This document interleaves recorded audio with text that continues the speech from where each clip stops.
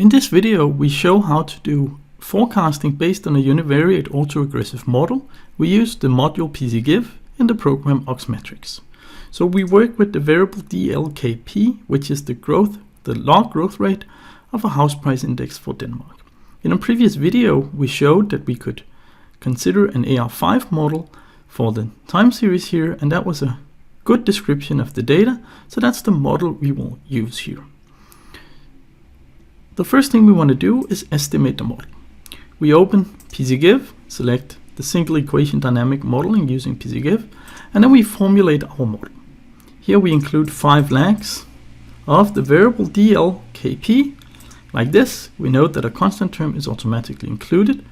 We click OK, select OLS, and then I just change the estimation sample to have the same sample as the one we used in the other video. So 72 fourth quarter, that's the start, and then we go all the way to the end of the sample that we have available here in 2003.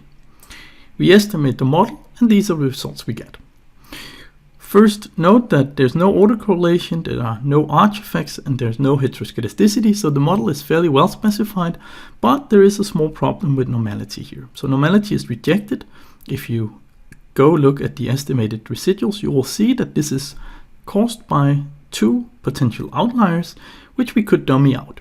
We're not going to do that here, so this is the model we would work with. You can also note that there are some of the coefficients, the second lag, the third lag, and the fourth lag, that appear to be insignificant based on the t-test. So here we could impose a restriction on each of those. We could test the joint hypothesis that all these 3 coefficients are equal to 0. So we might want to throw that out of the model. So that would leave us potentially with a model with only the first and the fifth lag.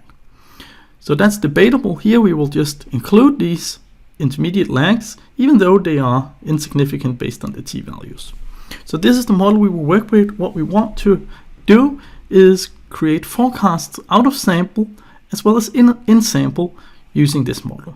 So in order to do that, we go back to the model, we click on test, and here we have forecast. Note that now we have estimated the model for the full sample available. So the first thing we will do is create out of sample forecasts.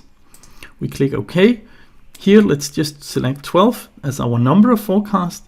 We choose the dynamic forecast, so that is just the conditional expectation of y out of sample, where y is the dependent variable, given the information set that we have in the sample. We have various options here. We can choose which forecast standard errors we want. We can choose to have robust forecast and so on. There are various options. We can also choose how to illustrate the uncertainty or the forecast variance. Error bands, or the error bars, that's what we will use here. Critical value ±2, and then finally we can select the number of pre-forecast observations to graph. So here we want the last 12 observations in the sample graphed along with these 12 out of sample forecasts. We click OK, and that gives the following graph. So here we have the red line, that's the actual observed changes. The blue line, that's the forecast from the model. And then here we start forecasting out of sample. So at every point we get a point forecast, that's the conditional expectation given the information set at the end of the sample. And then we can see that that point forecast converges towards the unconditional mean of the process. Then we have the standard bars here, ±2 standard deviation, so that indicates the variance of the forecast.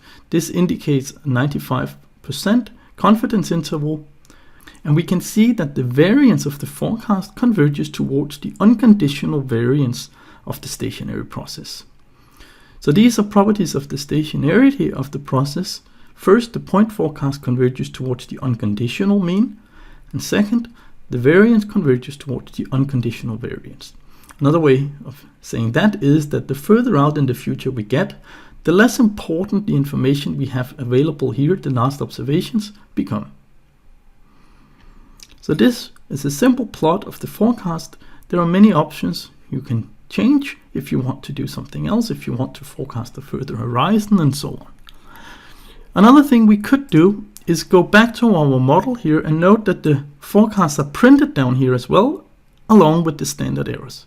And note that the standard errors here converges to the unconditional standard error. So that's the square root of the unconditional variance.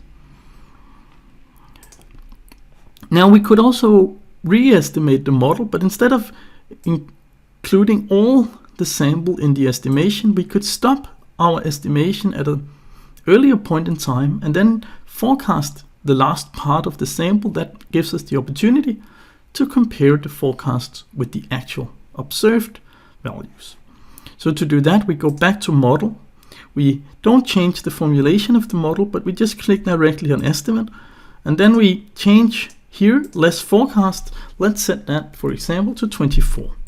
That means that we take out the last 24 observations, which we can then use to compare our forecast to the actual subsequent realized values.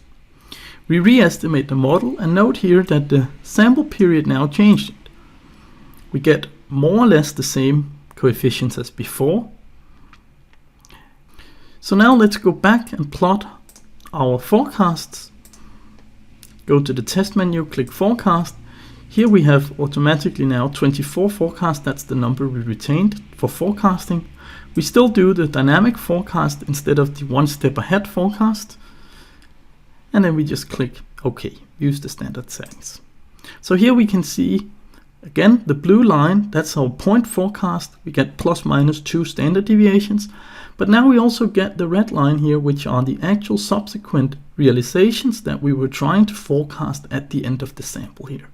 And note that in this case, they are all within the 95% confidence interval. And note that the forecasts are actually quite close to the subsequent realized values.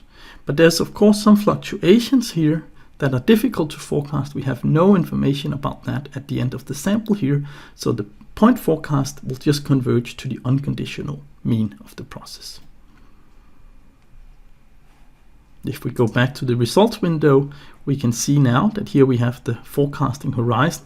We start forecasting in 97 second quarter.